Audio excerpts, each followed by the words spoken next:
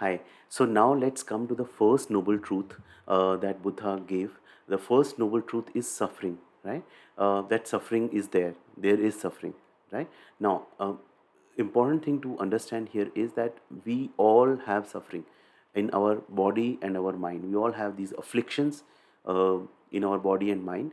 Now, what we generally, our unconscious reaction is that we don't want to recognize that we are now at this point we are suffering, right? We try to cover up our suffering in one way or the other, like various forms of unmindful consumption, like alcohol or work or sex, or various ways we try to kind of brush our suffering under the carpet. Now the Buddha's big kind of learning teaching was that we all need to recognize our suffering, right? And acknowledge our suffering and touch our suffering deeply. That in this moment, when I have suffering, I should be able to recognize that right now suffering is rising in me, right? It may be a kind of a thought that gives me suffering. It can be a feeling or an emotion that gives me suffering, right?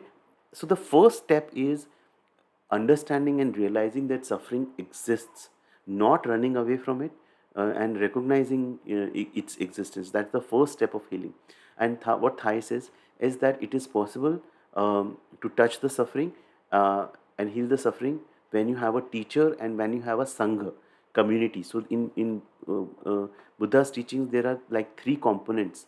First is the Buddha, the awareness. Second is the dharma, the way of understanding the noble eightfold path, and third is the sangha, the community. So with the support of the community, we we are in a better position to recognize and look deeply into our suffering. uh, Another thing that Thai says is that it is wrong to assume, some people wrongly understand the teaching of this no, first noble truth by thinking that everything in life is suffering, right? No, Buddha is not saying that everything is suffering. So that like makes our outlook very pessimistic. If everything is suffering, then why I should do anything?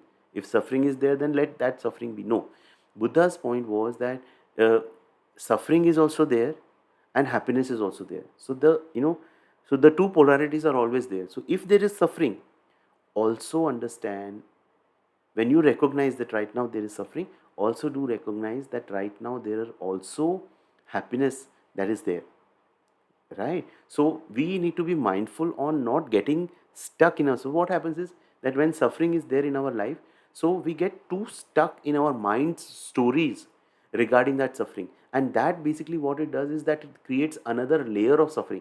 So one is the suffering that is there, one is another layer of suffering that gets added by our wrong thinking patterns.